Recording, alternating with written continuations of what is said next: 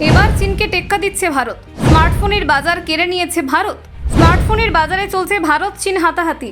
আর তাই দিল্লি গতি বাড়াতেই কাঁকড়ার কায়দায় পেছন থেকে টান দিল বেজিং। জানেন ভারতকে পেছনে ফেলতে ঠিক কোন প্ল্যানিং নিয়ে নিল চীন? কেন ভারত এখনো চীনকে পেছনে ফেলে স্মার্টফোনের বাজারে রাজ করছে? নেপথ্যে লুকিয়ে ঠিক কোন কারণ? তাহলে ভারতের দাপাদাপিকে ভয় পাচ্ছে চীন?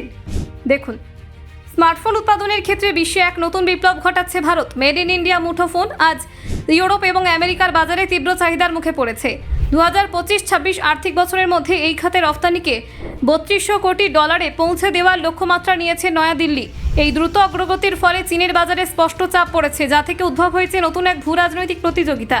ভারতের স্মার্টফোনের বাজারে বহুজাতিক টেক সংস্থাগুলির প্রবেশ গত কয়েক বছরে ব্যাপক হারে বেড়েছে। Apple, Google, Motorola, Vivo, Oppo, Foxconn, Dixon, Flex এবং টাটা ইলেকট্রনিক্সের মতো সংস্থাগুলি ভারতে উৎপাদন চালু করেছে। এদের উৎপাদিত ফোনগুলি শুধু দেশের চাহিদা মেটাচ্ছে না, বরং বিশ্বের নানান প্রান্তে রফতানিও হচ্ছে।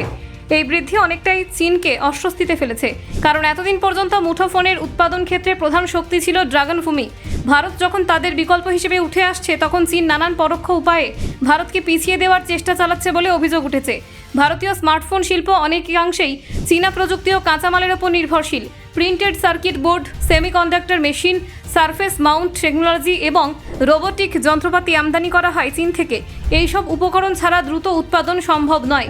ভারতে একাধিক স্মার্টফোন নির্মাতা সংস্থার অভিযোগ, চীন এখন ইচ্ছাকৃতভাবে এই কাঁচামাল ও যন্ত্রপাতি সরবরাহ বিলম্বিত করছে। এর ফলে রফতানির লক্ষ্যমাত্রা অর্জনের সমস্যা দেখা দিচ্ছে। এই সীমাবদ্ধতা রফতানি সময়সূচিকে ব্যাহত করছে। এছাড়া ভারতীয় কলকারখানাগুলিতে নিযুক্ত চীনা প্রশিক্ষক এবং প্রযুক্তিবিদদের দেশে ফিরিয়ে নিচ্ছে চীনা সংস্থাগুলি। গত কয়েক মাসে প্রায় 300 জনের বেশি কর্মী ভারত ছেড়েছেন বলে জানা গেছে। এতে উৎপাদন প্রক্রিয়ায় ধাক্কা লাগছে। ফক্সকনের মতো সংস্থা, যারা অ্যাপেলের জন্য ভারতে আইফোন তৈরি করছে, তারাও এই চাপে পড়ে সিদ্ধান্ত বদলাচ্ছে। চীনের কূটনৈতিক চাপে এইসব ঘটছে বলে মনে করছেন শিল্প মহলের একাংশ। ফলে ভারতের প্রযুক্তিগত অগ্রগতির পথে এটি এক বড় বাধা। তবে ভারতের অগ্রগতি চোখে পড়ার মতো। 2023-24 আর্থিক বছরে বিশ্বব্যাপী অ্যাপেলের 14% আইফোন ভারতে তৈরি হয়েছে। পরের বছর তা বেড়ে দাঁড়িয়েছে 20%। ভবিষ্যতে তা 30% ছুঁতে পারে বলে আশা করছেন বিশেষজ্ঞরা। অ্যাপেলের উদ্দেশ্য শুধু অ্যাসেম্বলিং নয়, বরং পুরো আইফোন তৈরি ভারতে স্থানান্তর করা। এখানকার উৎপাদিত আইফোনের 70% ইতিমধ্যে বিদেশে রপ্তানি হচ্ছে, যা ভারতের রপ্তানি বাজারকে আরও মজবুত করে তুলছে। মার্কিন যুক্তরাষ্ট্রের বাজারেও মেড ইন ইন্ডিয়া ফোনের চাহিদা তুঙ্গে। এবছরের প্রথম 5 মাসে আমেরিকায় আমদানি হওয়া প্রতি 3টি স্মার্টফোনের মধ্যে একটি এসেছে ভারত থেকে। এই তথ্যই জানিয়েছে ইউএসআইটিসি।